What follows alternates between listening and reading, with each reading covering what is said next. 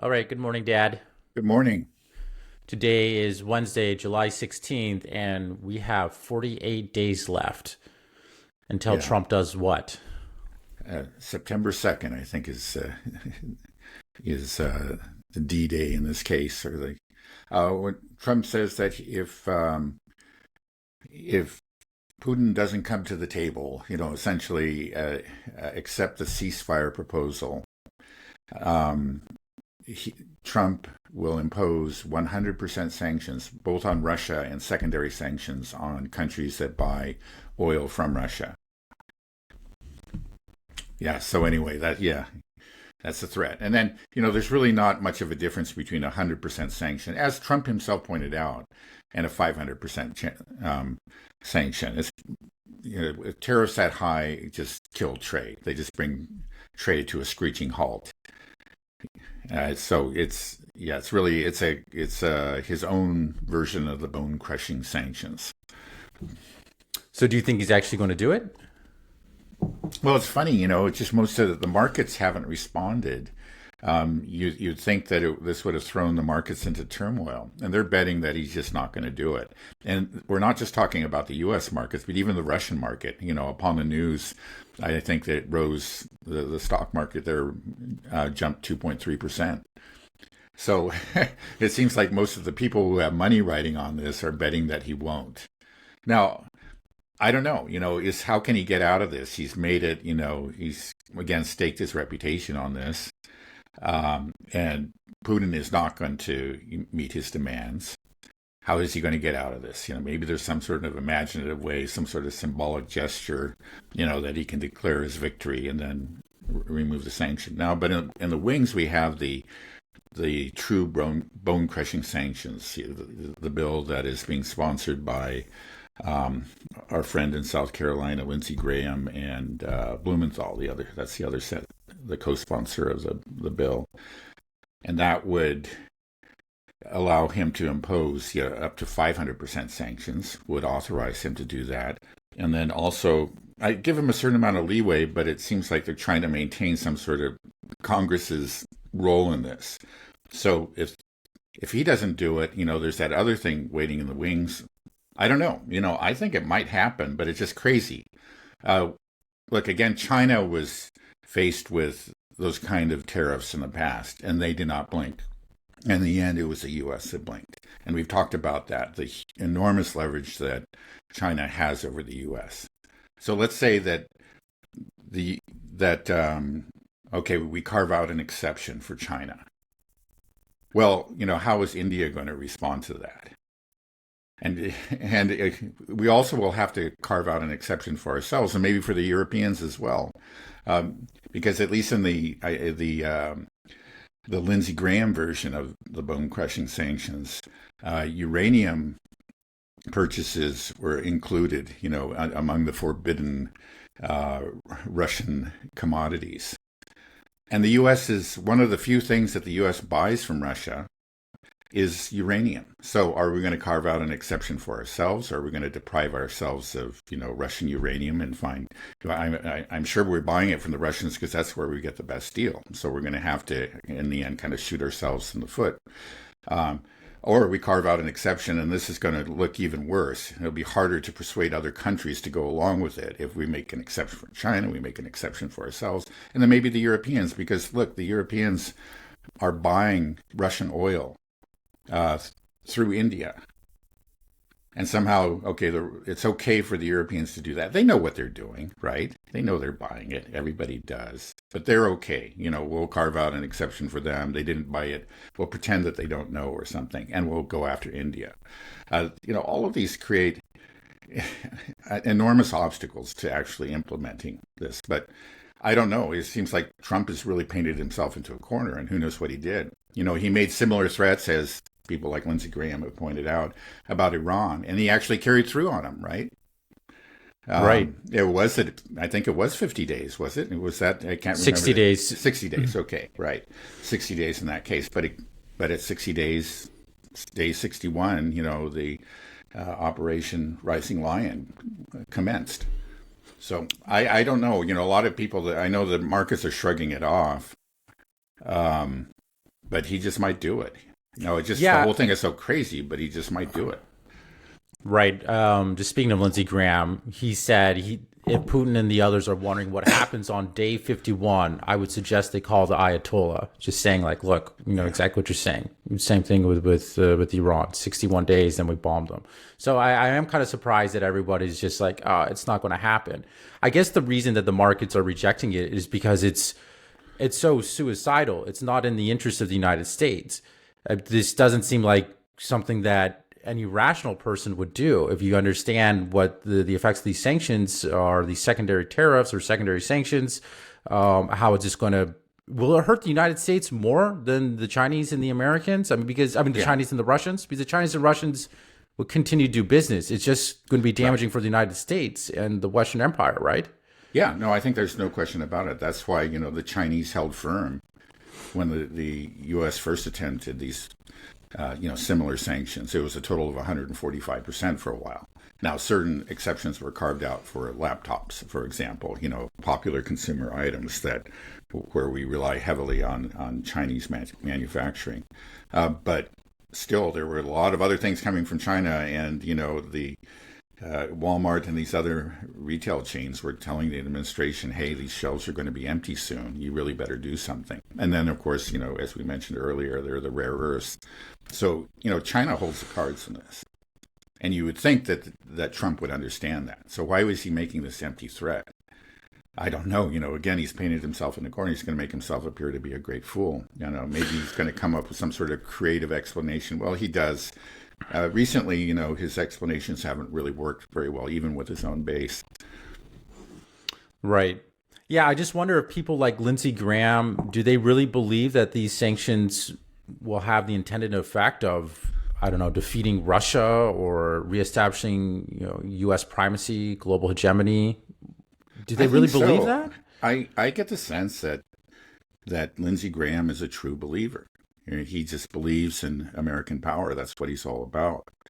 And he doesn't want to hear anything about limitations on the power. It's just all a question of whether or not we're going to, act boldly, exercise our power or not. But we are, in his mind, we're still living in the 1990s. Again, I think this is true of many other politicians in the West. Right. So it seems like the markets and just general lay people, there's that term taco, Trump always chickens out. They have Mm-hmm. the idea that Trump will chicken out and will end up kicking the can down the road. And, maybe there's a good chance that'll happen. But Mm-hmm.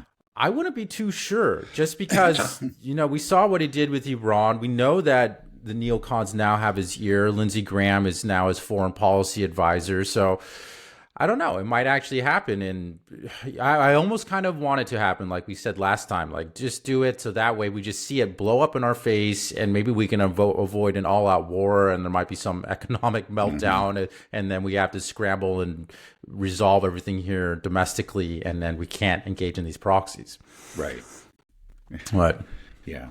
Well, one thing, I think it was just yesterday that Lindsey Graham suggested that we should not limit ourselves, or the administration should not limit itself to the sanctions, or rather the tariffs, but maybe also fire missiles at St. Petersburg and Moscow. And he said we could do something, even more similar to what what was done to Iran.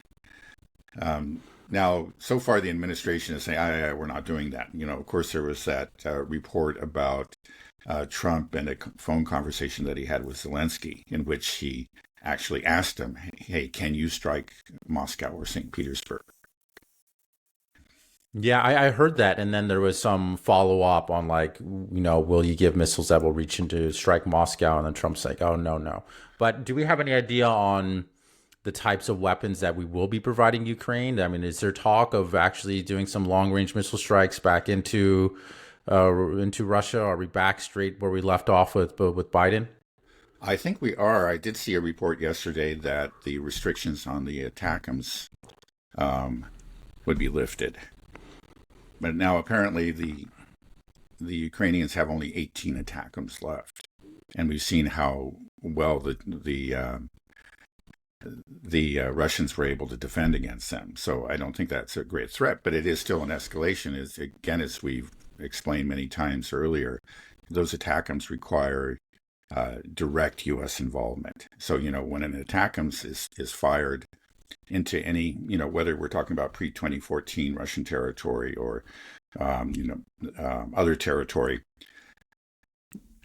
in either case, it is an attack, a joint attack by Ukraine and the U.S., and that is a very, very serious matter. That's why we had, the Oreshkin demonstration last fall. Now, that was set aside. There continued to be attacks, but they weren't very effective. I think one did kill a few Russians and did cause some damage, but in general, they really didn't do anything. And the Kremlin just decided to let it go because they were hearing from the Trump administration that those were going to end. So why escalate needlessly right before a change in administrations? And then during the first several months up to now, there have been no attacks into Russia, into pre-2014 Russia. But this may change. This is a report again that I saw yesterday. We'll see what happens. Now, as far as any other missiles, the ones that have been talked about, that have been, discussed in the media are the JASSMs.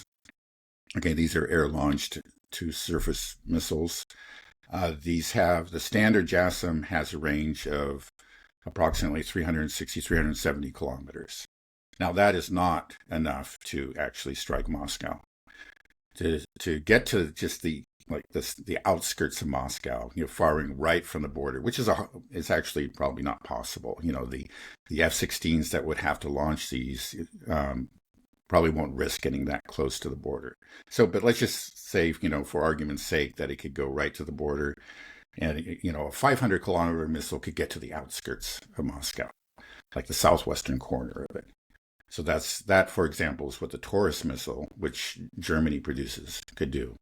But the Germans have said they're not providing it. There were all kinds of rumors, but once again, the Germans have said, no, we're not doing this. And they even, under Merz, I think Merz clearly wants to do it, but I think his advisors have told him, no, we cannot do this. I think they understand the seriousness of the situation and persuaded him not to. Now, he may be lying, and he may be going ahead with it, but for now, the official position of Germany is no Tauruses to Ukraine. Now, the JASSMs, there is a different version of the JASSM. It's called the JASSM ER. That's extended range, and that can go, I think, at 926 kilometers, and that could easily hit Moscow and even St. Petersburg. So, if we did supply those, they could carry out those missions. Now, of course, one other missile that was mentioned in, I think, a leak to the Washington Post was the Tomahawk. And the Tomahawk, certainly has a range. Now, that's a very alarming possibility because the Tomahawk is nuclear capable. So anyway, if the Russians saw, okay, a Tomahawk is headed right to Moscow, we don't even know if it has a nuclear warhead or not. They have to make a split-second decision on how to deal with that. This is, just deeply destabilizing. And now right now, the administration is denying, that phone conversation that Trump had with Zelensky, and they're saying that no long-range missiles or new long-range missiles to Ukraine. But we've seen how in the past the U.S. has crossed its own red lines. Has declared, we're not going that far, but then eventually they do. So there is reason to worry about this.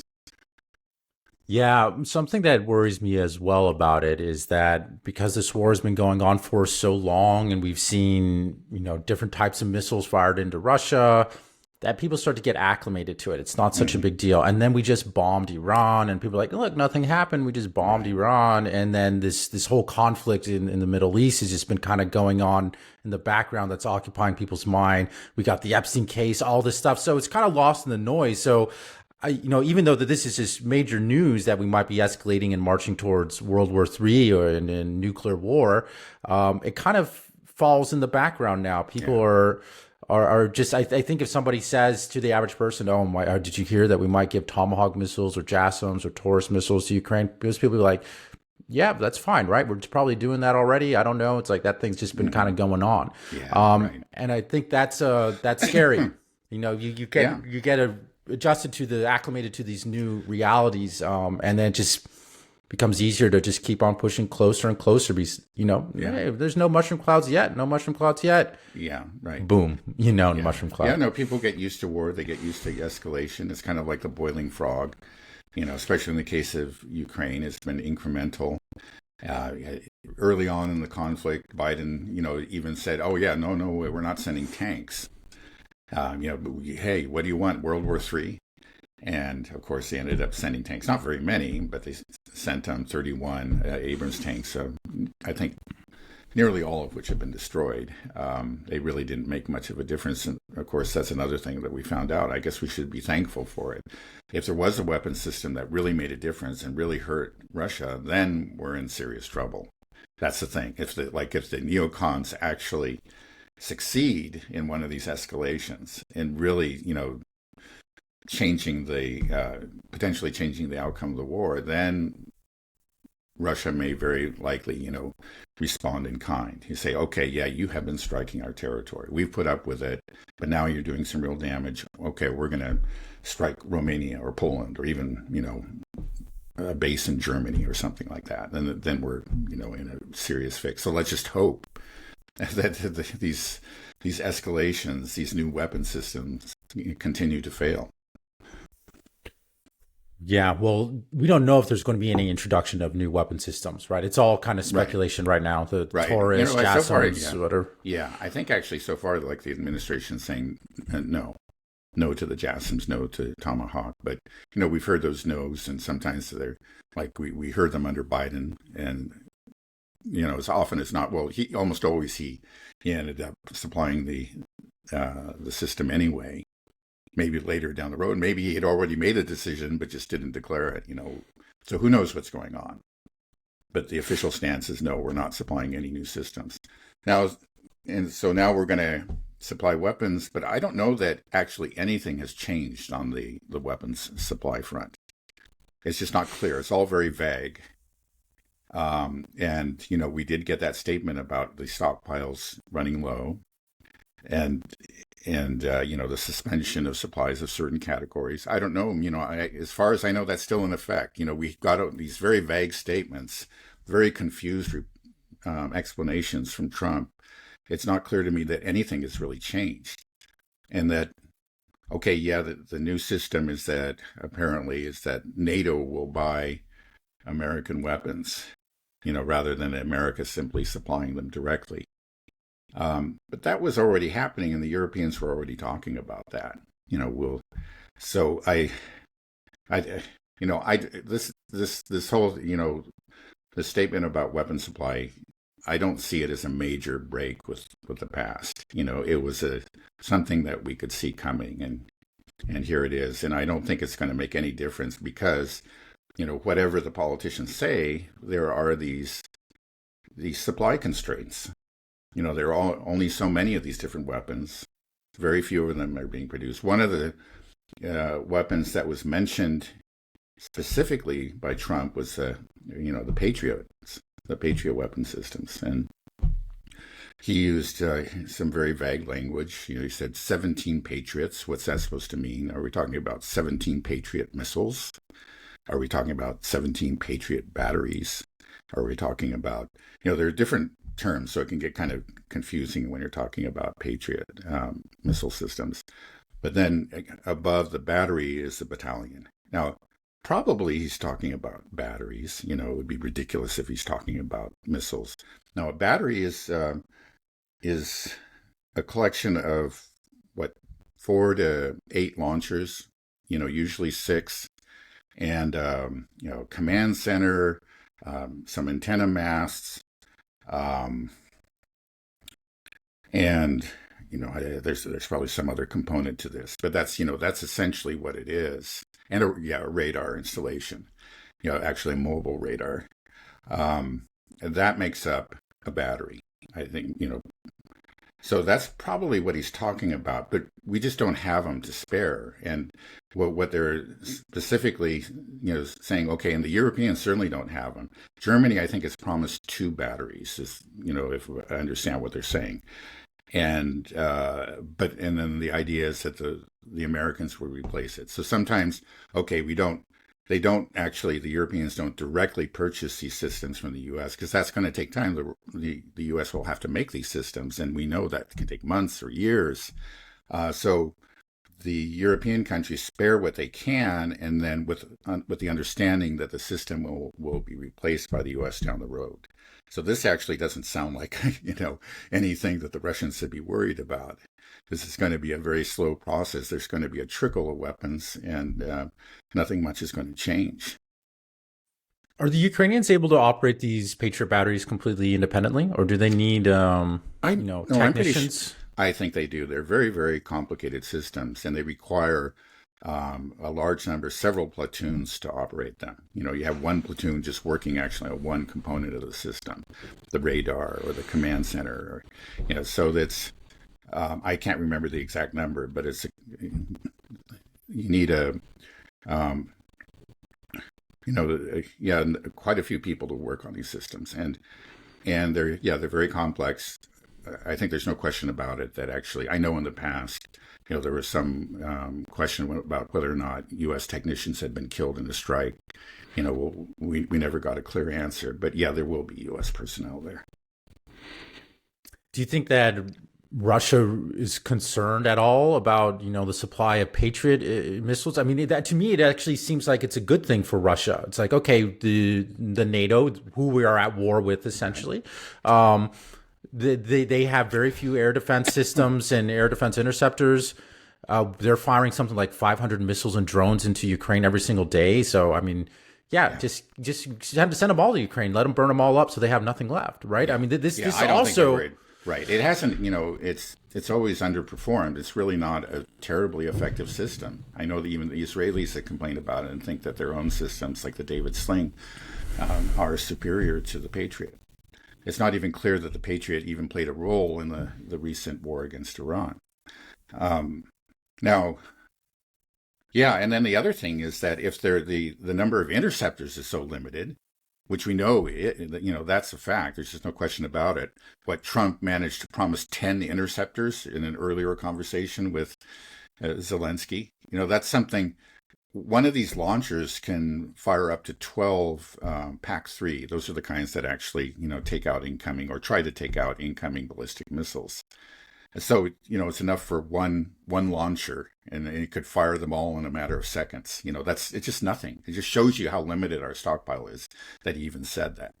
So if you do get these batteries to them, they'll have a certain complement of interceptors with them, but there's just nothing to replace them. And in a few days, at most a few weeks, they'll be empty. They'll have to be, they'll need new interceptors, and they just won't be there. It just seems like it would be a very stupid thing for any country to buy a Patriot, let's say battery or battalion now, because okay, even if you manage to get one, it's like buying a gun and No maybe you bullets. have some bullets in the chambers, but then you don't have any cartridges. There's just nothing.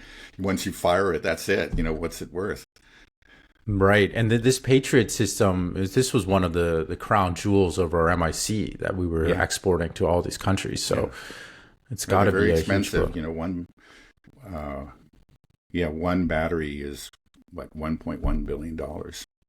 So how do you think the Russians or Putin are looking at Trump with this? It's like he's making all these threats, but basically he's like, well, I'm going to get you by cutting off my own hand and my own foot. Yeah, You know, right. Well, I think they're shrugging their shoulders, but they have to be a little nervous because again, they saw what happened in Iran, and this guy is erratic.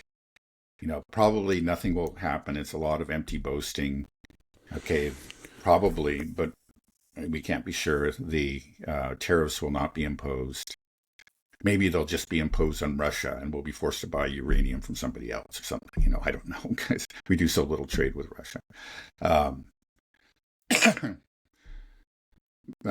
but there's always this chance with Trump. You just don't know. This question was asked to Putin at least a couple of times prior to Trump's election. It's like, who do you favor? And actually, he said he'd rather deal with the Democrats. And I know a lot of people said, oh, this is nonsense. He's trolling us, or this is, deliberate misinformation or whatever.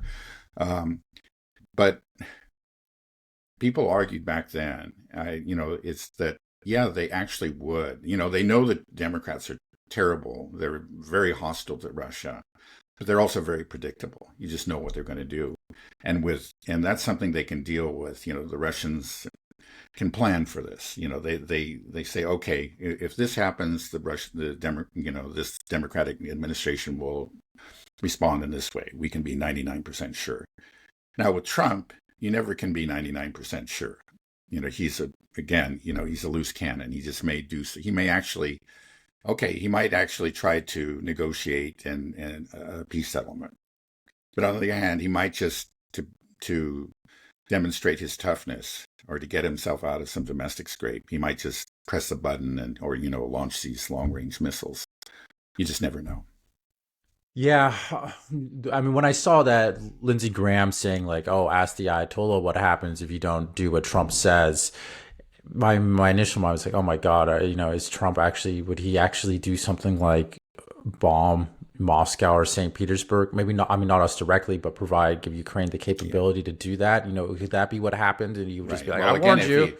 Again, it would be okay. We would be directly involved in those attacks. Again, just we have to have our technicians there, programming the missiles. So we would be involved in those attacks. That has to, we need to remember that. That's what makes these escalations, these mystical escalations, just so serious. Yeah, well, I was listening to, I think it was Colonel Lawrence Wilkerson on Danny Haifong's show, and Colonel Lawrence Wilkerson said, like, well, we're already in World War III. It's already begun. This is the beginning. Do you agree with a statement like that? Like, this is that it's I guess in that sense it started under Biden as well. It's just slow walking. There's no way off. That's the problem. There's no off ramps. It's just we're not taking any. We're just stuck. Right.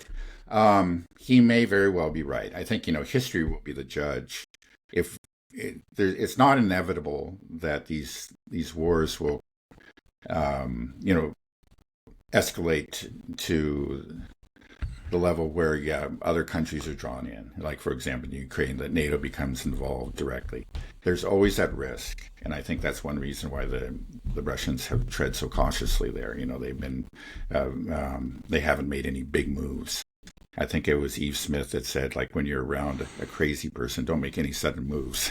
So, that seems to be the Russian policy. And maybe it will succeed, and that we will avoid that kind of confrontation.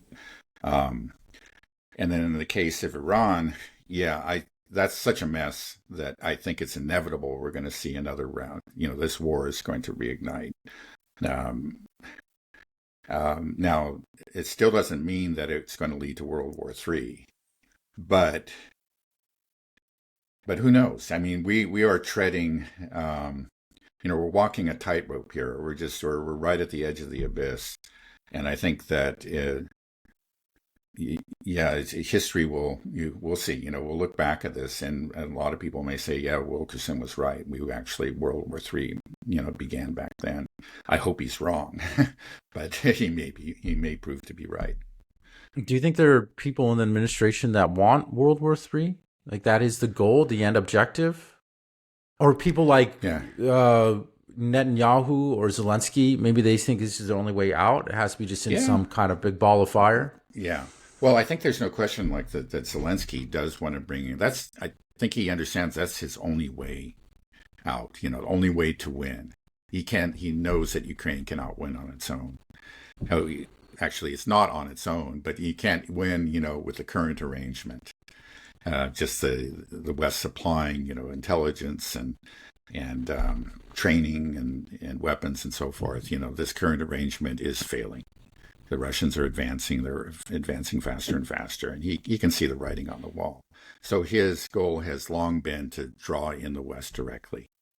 and to he hopes to do that by provoking the Russians, causing them to overreact in some way, that creates an uproar in the West and creates an excuse for Western leaders to send troops. Now, again, I think there are certain Western leaders that would like to do that. Macron and Starmer, the Baltic state leaders. Others have already said outright, we're just not doing that. Even the Poles. The Poles have been, very zealous supporters of Ukraine. They said that they're not going to do that. The Italians have said they're not going to do that. I think most of the other countries really are very, of course, without question, Hungary or Slovakia, they're not going to do it. So there is resistance even within the West, but there are leaders that seem to me, are looking for an excuse to become involved.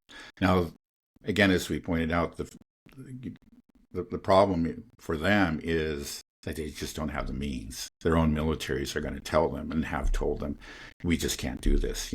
We can't accomplish the mission that you set for us. And right. So we just hope that will prevent that from happening. But sometimes these people sometimes don't listen. The assumption is we get in there and then the U.S. will bail us out. You can say that's what Netanyahu did, right? That was his idea, and it almost worked. Right, but I mean, we were talking about this last time. Is like, can the U.S. and NATO even engage in a real war with a superpower, a power like Russia or China? And you said straight up that no, it's not possible with a war of attrition. We're already seeing it. Our firm limitations. We saw it. We're seeing it in Ukraine and through Iran, Israel. So, like, I just don't understand.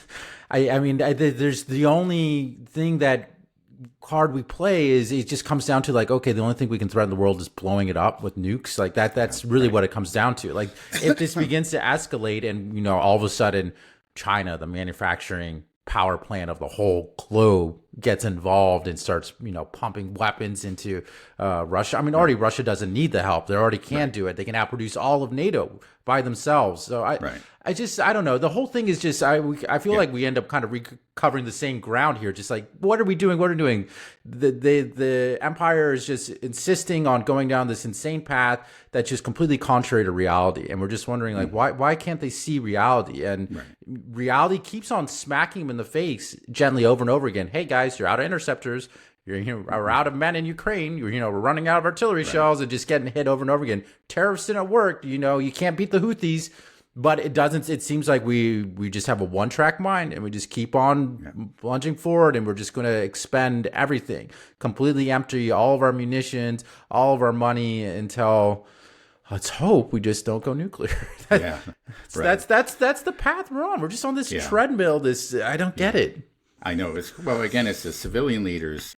They committed themselves to that, and I think none of them wants to be the one who says, hey, the world has changed. We can't do this. Let's be honest. Let's admit our own limits. None of them want to do that. And so they're all doubling down.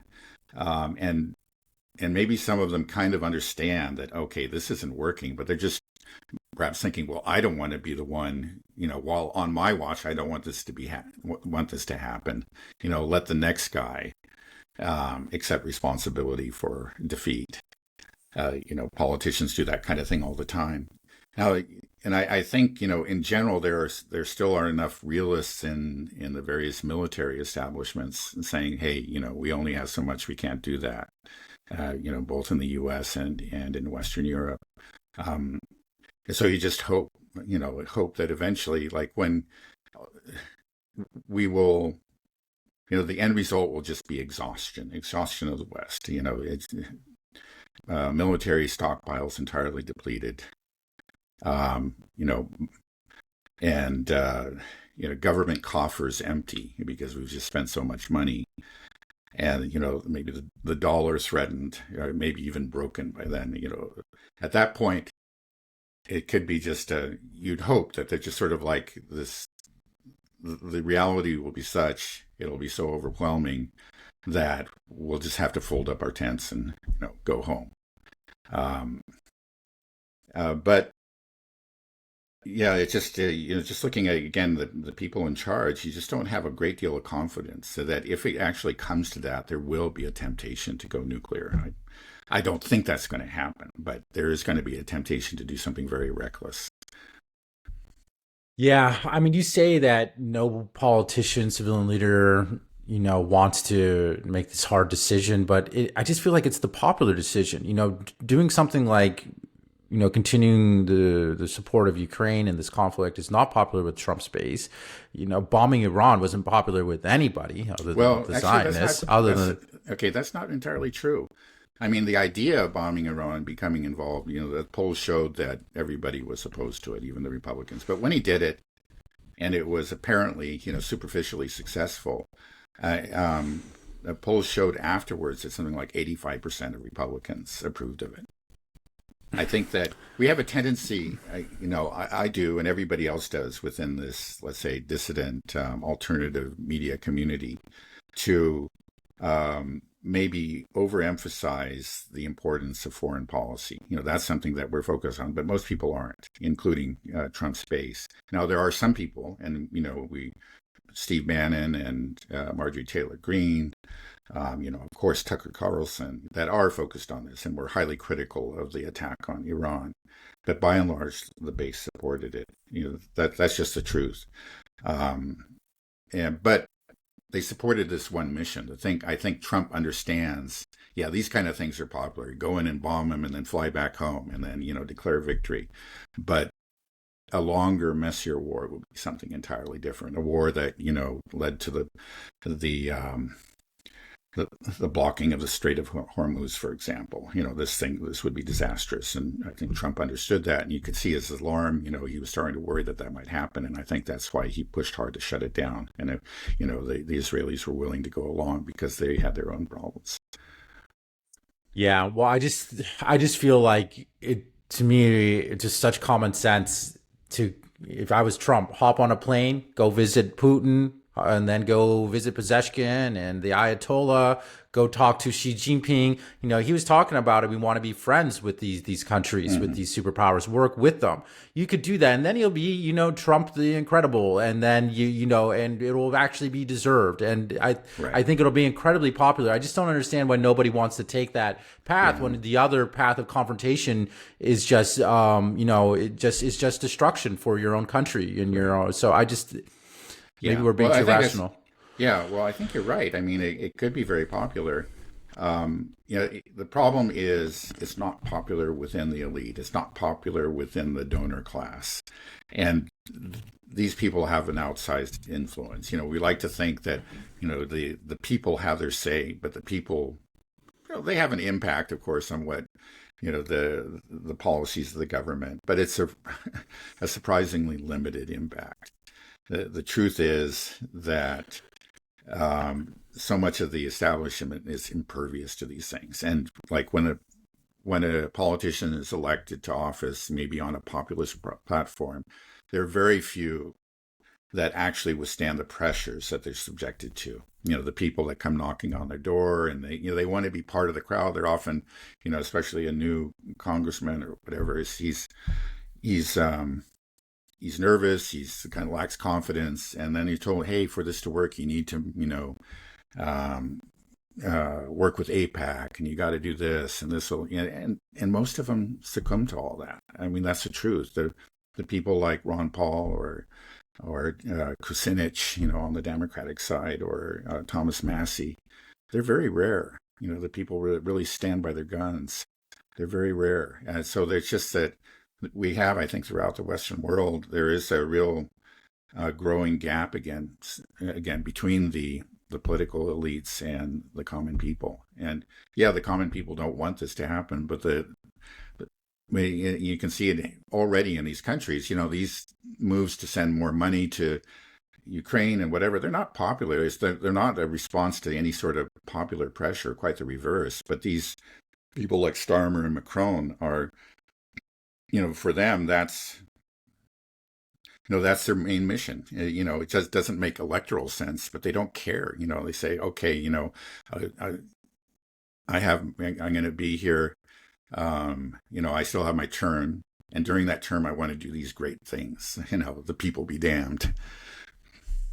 Yeah, it's just incredible seeing all of our politicians do things that are so contrary to the interests of the United States. It just, you don't expect them to be, maybe the best people in the world or politicians, but you'd think that they would just sort of, in just a self-interested way, that the system could work. But they're just doing things that are contrary to, the self-interest of the country and ultimately themselves as well. So and then that makes you wonder, like, well, maybe they're all pedophiles and being blackmailed by by Israel. Well, yeah. I mean, well, that's I why think we have some of them are. I don't think we want to exaggerate that. I'm sure that happens at the margins. I think there's no question about it. But you don't really need to go to that explanation. It's overt. It's the money's right there. If we can, actually. Well, we see that, there's a statement made by a politician, and now, immediately, oh, this politician received so much from AIPAC. And it's a huge amount. You say, okay, well, he doesn't need to be a pedophile. It's just, we know what's going on here. Yeah, well, I heard, I think it was that guy that was on Judge Knapp, it's just Ryan Dawson, I think.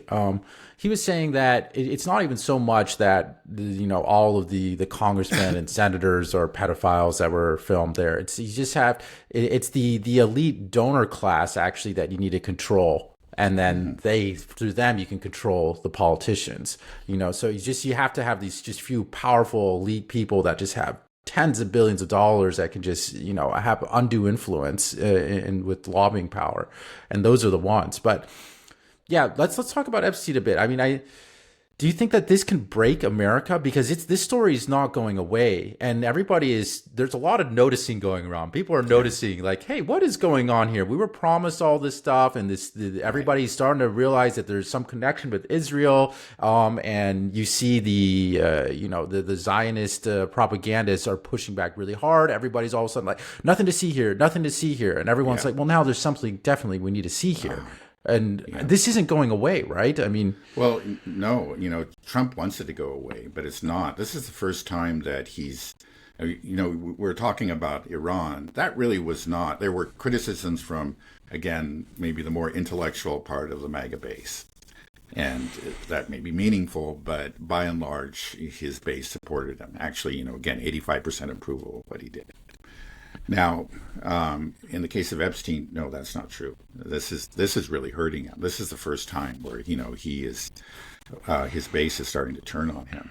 Now, I did see a poll actually just this morning that showed that support for the administration's handling of the Epstein case is actually quite a bit greater among Republicans than it is among Democrats.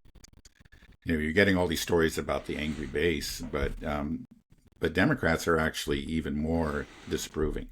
So what you find is, like, for example, among Republicans, something like 40% of Republicans disapprove and 38% approve.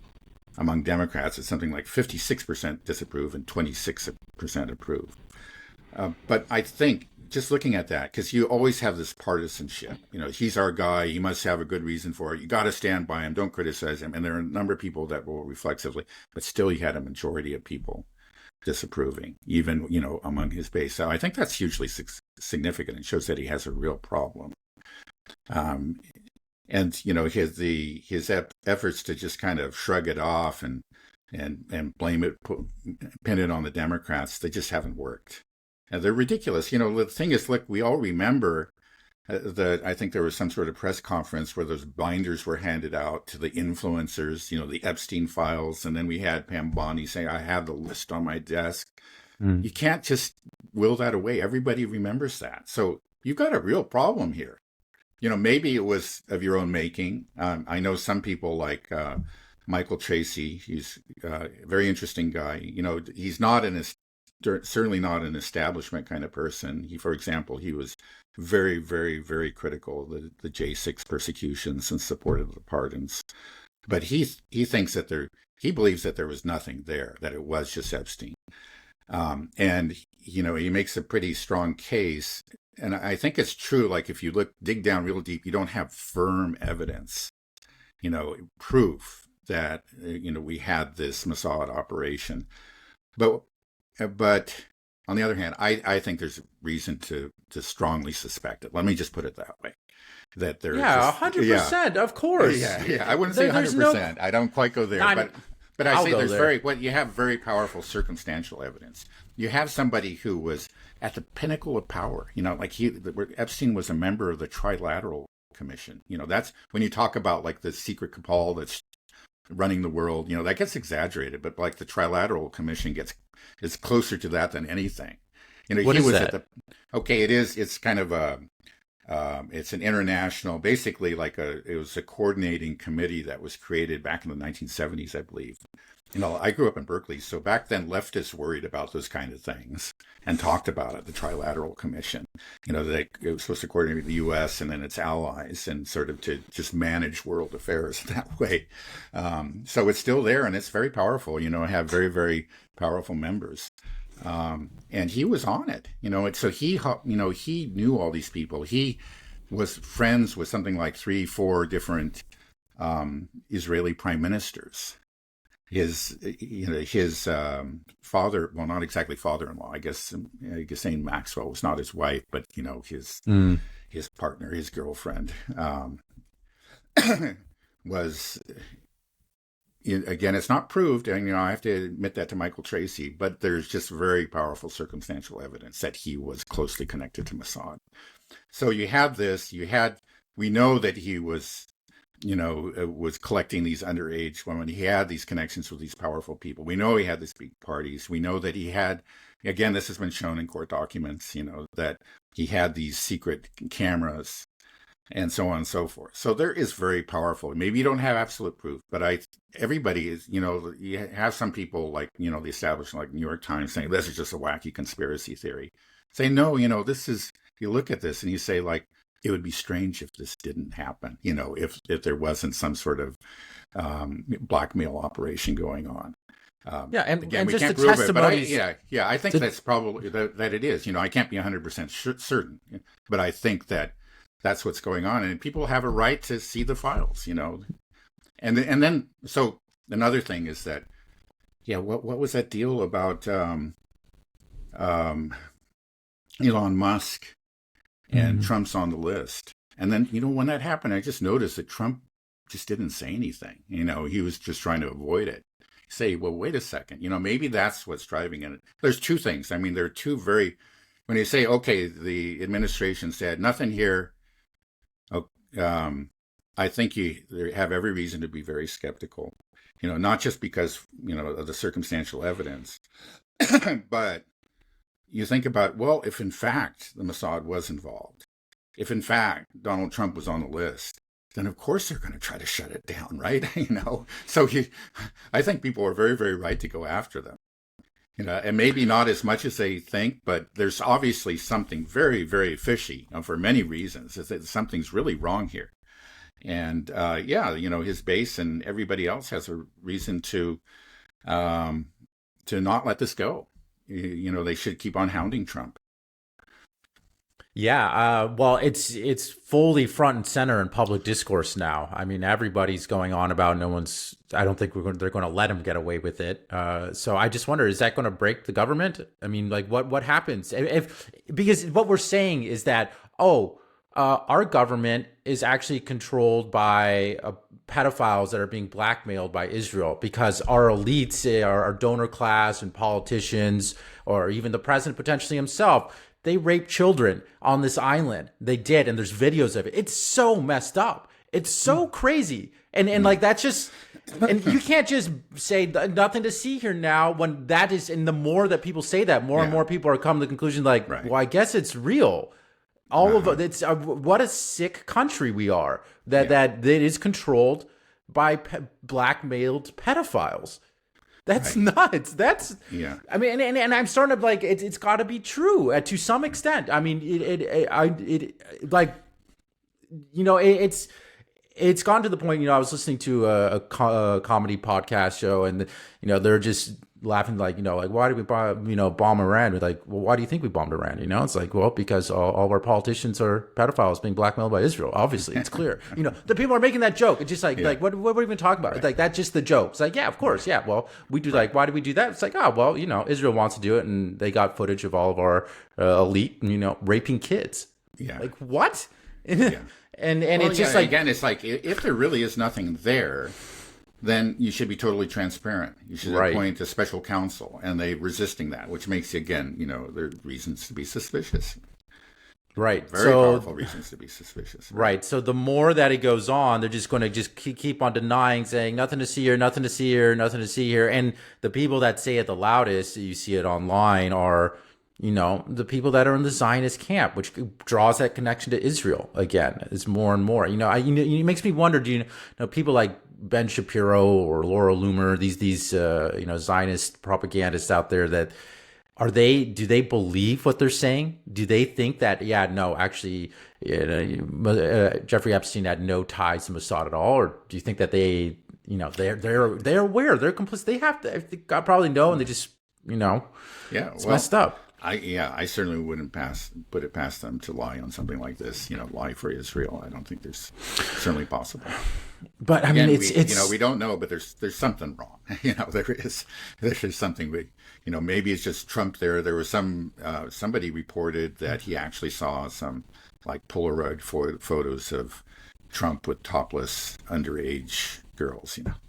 And, the whole thing is so sick, it's just like to think that this is what our country is run by is it's just the worst thing, Yeah. Right.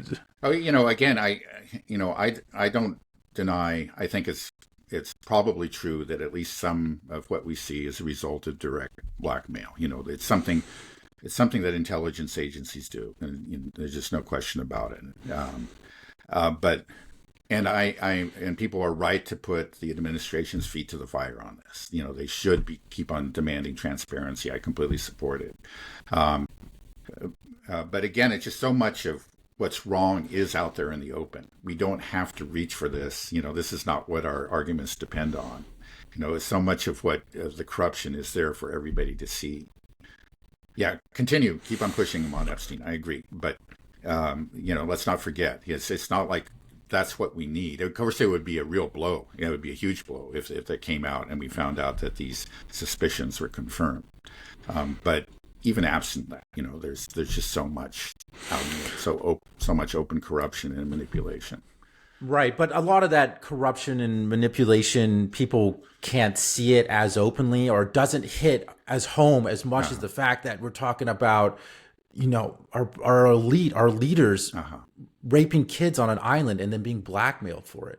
Yeah, that's something that everybody understands. Yeah, right? That's right. So, I mean, I think, and if that just starts to become accepted, which it's starting to already, it's kind of becoming an accepted fact that, people are just like, oh, yeah, well, who's your country run by? Oh, we got this cabal of, corrupt, evil pedophiles that run our country. Right. Like, that you can't survive as a nation, as a government, if that becomes known. Even if it no light has ever shined on this, if the administration remains adamant and just will not open the files, the damage has been done. Everybody remembers how they went out and said, hey, yeah, we got it. Here are the binders. Here's I've got the list on my desk. The things that Trump himself has said during the campaign. Is based, that was one of the reasons he got elected. It was just that he was the guy who was going to go in and clean things up. And this is going to really hurt them, and it's going to hurt their reputation of the U.S. in general, even if they, we never find out exactly what happened. Yeah, but everybody, it's just unspoken fact. That's everybody in the back of the mind, like, oh, Well, in the end, you have to say if you don't, if you don't open up the files, if you don't appoint some sort of a special counsel or something, that, why not? Something's clearly wrong. You're hiding something. It's so crazy. So what does that mean for us as a nation going forward? This is a huge story that I don't think will go away. And the longer that Trump just says, why are we still talking about this guy? Why are we talking about Epstein? The more he says stuff like that, the more it's just going to be accepted. And then, like I'm saying, it's not acceptable for people. I hope not for our country No, I don't to think say so. that I it's don't think we've okay gone that we far. have. Right. Yeah. I mean, it's Unfortunately, the war crimes and have become acceptable over time. As that's a sad truth, but I don't think maybe this is a line that we won't cross. Yeah, I hope so. I mean, it's just I don't want the future elections to be like, okay, what corrupt pedophile are you going to vote for? It's like, well, this corrupt pedophile is better, or will lower my taxes. So that's like this Yeah. is No, there is a growing cynicism, and the cynicism is well justified. Yeah. so well. What this means though, I think what's going to happen is that increasingly things like Epstein and your stance on Israel are going to become front and center for all politicians. They are going to have to take a stance, and they're going to have to, and people will notice if they renege on it, like Trump did. Like the people will hold their feet to the fire, and I think that's our only way out of it. Is that it's gotten to the point where now, no politician was sort of asked on their position on Epstein or the position with Israel. It wasn't really as contentious, but now I think this is becoming the most important issue for voters. I think so. It should. Yeah. Do you think so? No, I think it is. There's a potential rebellion. I know that on True Social is basically Trump's own social media platform. He got ratioed on his own platform. This is the first. Yeah. Good. Good. So anyway, so there's real anger out there, and from the masses, from the base, and it's hurting him. He's only 6 months into, to his term here, and he's really already shot himself in the foot. And then he's also created a mess in the Middle East. He's painted himself into a corner with regard to Ukraine. He's in real trouble. It's such a mess. There was so much hope and excitement when Trump came on the scene. And there were some reasons to be excited that first month. They're like, okay, maybe we got a ceasefire in Gaza. We're maybe restoring relations with Russia. And then when the tariffs started popping up, I'm like, oh, things are starting to go off rail here. What's your plan here? Up again, it's really crazy. I mean, again, like the markets are betting that it won't happen, but that doesn't, I think he'll really do it. Yeah, he just may very well. He clearly has an interest. He loves tariffs. It doesn't, in any case, it does not speak well of Trump. If they just think, he's just, this is more hot air. Forget the art of the deal. The idea is, well, okay, you make these great threats, and then the other side compromises and whatever. But now, people aren't believing the threats. That's a problem with making threats too often. Again, it's like the boy who never cried wolf. At some point, people start believing, or just bluffing in poker. You keep on bluffing, and then people see through you. It's not a very, let's say, astute method of negotiating. It's it's not the art of the deal. It's quite the reverse. Do you think we'll make it to another presidential election, or that this whole country's going to collapse? I think we'll make it to another one. You think so? I think so. But it's going to be. We're in for a wild ride with just 6 months. We're only a quarter. We're only a quarter. Not a quarter, an eighth of the way through it, right? And he's saying, are we going to survive the last 7/8 here? I don't know. I think so, but so much damage has already been done. Right. And it's not like the previous administration really, inspired a lot of confidence. Yeah, no, it's just going from bad to worse. I'm just thinking that this is the end. Maybe this is the fitting end to the history of U.S. presidents. Trump will be the last one, and then I just don't think this government can survive. I don't think if we're saying that there's a chance that we'll look back on history and say this is where World War III started.